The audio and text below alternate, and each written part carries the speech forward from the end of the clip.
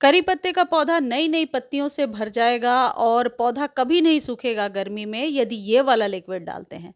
सूखते हुए करी पत्ते को कैसे बचाना है, किस तरीके से नई शूट्स लेनी है, इस पर complete video last time share किया था।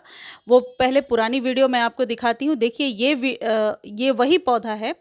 बिल्कुल सूख गया था सर्दियों में और गर्मियाँ आते ही इसमें नई शूट्स आने लगी हैं। तो सूखते हुए पौधे को कैसे बचाना है ये जानने के लिए आप वो लिंक मांग कर देख सकते हैं। लेकिन आप कंप्लीट जानकारी लिखिए कि पुराने वीडियो का लिंक दे दीजिए, तो वो काफ़ी हेल्पफुल रहेगा पौधे को बचाने में।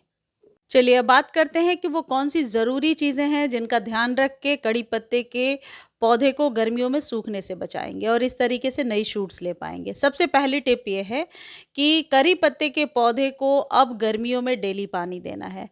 पानी देने की सिचुएशन क्या होती है समझ लीजिए। देखिए जैसे मेरे पौधे की सारी पत्तियां झुकी हुई हैं क्योंकि इसमें पानी 2-3 दिनों से नहीं दिया है। आपके पौधे की यदि ये सिचुएशन हो रही है, इतनी रूखी मिट्टी हो रही है, इतनी ड्राई हो रही है, तो पानी आप ज़रूर दीजिए। यानी पानी देने का एक ही थंब रूल है कि आप पौधे को पहले चेक कीजिए, या तो पत्तियां बहुत ड्रूपी हो जाएंगी या फिर मिट्टी इस तरीके से ड्राई हो जाएगी। अब ऐसे में 1 से 2 दिनों तक आप लेट करेंगे तो पत्तियां जल के सिकुड़ कर गिरने लगेंगी।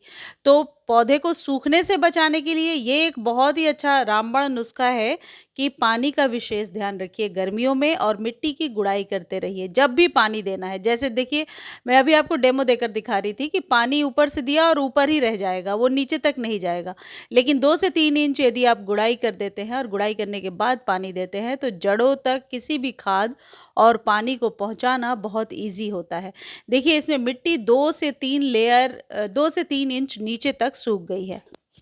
अब दूसरी इम्पॉर्टेंट टिप क्या है, ये वाला पानी जो आप देख रहे हैं बाल्टी में, ये वही कंडे उपले का पानी है जो लास्ट वीडियो में बताया था।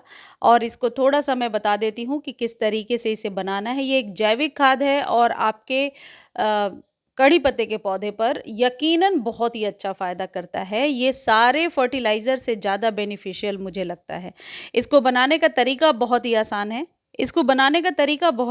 इस तरीके से कंडे उपले ले लीजिए और किचन से जो छिलके निकल रहे हैं, केले के छिलके भी इसमें आप शामिल करेंगे, प्याज के छिलके ज़रूर डालेंगे। इस कंडे और उपले के साथ रात भर आप पानी में भिगो दीजिए। पानी अपने अकॉर्डिंग आप रख सकते हैं। और एक चीज़ ध्यान रखिए, यदि आप प्याज नहीं खाते हैं तो प्याज के छिलके अवॉइड करें, आप ना डालें और इसे कम से कम 6-7 घंटे के लिए उसी पानी में रहने दें। फिर इसी पानी को आप नॉर्मल वाटर भी चाहे तो इसमें मिला सकते हैं। यदि आपको लगता है पानी कम पड़ जाएगा या गाढ़ा हो रहा है तो नॉर्मल वाटर मिला करके जैसे मैंने अभी डाला है पौधे में, उसी तरीके से कड़ी पत्ते में डालिए।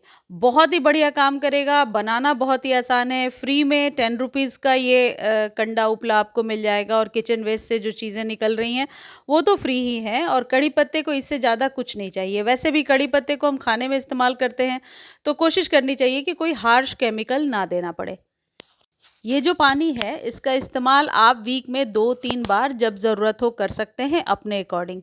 और जब पानी ख़त्म हो जाए तो फिर उसी सेम कंडे उपले में आप दोबारा पानी डाल करके उसे 1 दिन 2 दिन के लिए रख दीजिए, फिर यूज़ कर लीजिए। अगली जो इम्पॉर्टेंट टिप है जिससे स्टेम मोटा हो जाता है और कड़ी पत्ते को बहुत ज़्यादा नाइट्रोजन की जो ज़रूरत होती है उसकी कमी को पूरा करता है, और वो है चाय पत्ती। ये तो आपके किचन में ही मिल जाएगा। आप हालांकि यूज टी लीफ का भी इस्तेमाल कर सकते हैं। यानी चाय बनने के बाद जो चाय पत्ती बचती है उसे धोकर सुखा लीजिए और फिर 1 चम्मच हर एक 7 से 8 दिनों पर इसमें डाल दीजिए। लेकिन मैं जो यूज़ कर रही हूँ ये फ्रेश टी लीफ है। फ्रेश टी लीफ का भी इस्तेमाल कर सकते हैं। आधा चम्मच के करीब गमले में मिला देना है। ये निश्चित तौर पे वर्क तो करेगा क्योंकि चाय पत्ती जब हम पानी में मिलाते हैं उसका कलर निकलता है और वो जो कलर निकलता है, जो लिक्विड तैयार होता है, वो कड़ी पत्ते को बहुत ज़्यादा लश ग्रीन पत्तियों को लेने में हेल्प करेगा। अब बात करते हैं कि सनलाइट कितनी चाहिए। कड़ी पत्ते के पौधे को शेड में तो नहीं ग्रो किया जा सकता, लेकिन धूप ज़्यादा मिलने से इसकी पत्तियां भी जलने लगती हैं। तो इसे कम से कम 2-3 घंटे की धूप दीजिए और ऐसे जगह पे रखिए कि दोपहर के धूप से अपने सभी पौधों को आप बचा पाएँ मई जून की गर्मी में। फिर बरसातों में तो इस पौधे के लिए अच्छा टाइम शुरू हो जाता है और नई शूट्स आने लगती हैं। तो आपको 1 से 2 महीने ही बचाना है। आप ऐसा कर सकते हैं कि इसके आगे कोई बड़ा पौधा रख दिया या जो भी तरीका आपके पास हो बचाने का, तो 3-4 घंटे की धूप दीजिए और तेज गर्मी से अपने पौधे को ज़रूर बचाइए। लेकिन अप्रैल में अभी आप पूरे दिन के सनलाइट में रख सकते हैं। ये तो आपने सुना ही होगा कि कॉफ़ी में वो सारी चीज़ें होती हैं जो हमारे प्लांट्स के लिए बहुत ज़्यादा फ़ायदेमंद होती हैं, पोटेशियम की भी अच्छी मात्रा होती है और कड़ी पत्ते के स्टेम को मोटा करने में हेल्प करती है। देखिए ये आधा चम्मच के करीब है कॉफ़ी, एक पौधे के लिए इतना बहुत है। इसे पानी में घोल करके 15 दिनों में एक बार अपने कड़ी पत्ते में डालिए। एक तो कड़ी पत्ते से बहुत अच्छी खुशबू आएगी, साथ ही साथ ये नेचुरल इंग्रेडिएंट है जिससे कि वर्मीज़ बहुत सारे मिट्टी के अंदर पनपना शुरू हो जाते हैं। यानी वर्मीज़ जब गमले के अंदर होते हैं तो पौधा हमेशा स्वस्थ रहता है। तो कॉफ़ी पाउडर के बहुत सारे फ़ायदे हैं, 15 दिनों पर एक बार इस्तेमाल करना है, 1 से 2 चुटकी ही पानी में घोल करके डालना है, उससे ज़्यादा नहीं। अब बात करते हैं कि कड़ी पत्ते को घना कैसे बना सकते हैं। देखिए घना बनाने के लिए एक ही तरीका है प्रूनिंग, लेकिन प्रूनिंग तभी होगी ऊपर से 1 इंच जब आपका पौधा थोड़ा पुराना हो। मेरा पौधा नया है, साल भर ही पुराना है, तो इसमें प्रूनिंग नहीं कर सकते अभी। तो प्रूनिंग करने का ये विशेष तरीका होता है कि ऊपर से आधा इंच कट कर दीजिए तो नई पत्तियाँ आएँगी। लेकिन गर्मी में मैं सजेस्ट करूँगी कि प्रूनिंग ना करें, बरसात में और स्प्रिंग के सीज़न में, फ़ेब के शुरू में प्रूनिंग करना सही होता है, जो लास्ट वीडियो में आपको बताया था। घना बनाने का यही 2 तरीका है कि प्रूनिंग करते जाएँगे, नई पत्तियाँ आएँगी और नाइट्रोजन युक्त खाद आप इस पौधे को देते जाएँगे। इस तरीके से ये 3 से 4 चीज़ें यदि आप ध्यान रखते हैं तो आप अपने कड़ी पत्ते को सूखने से बचा सकते हैं।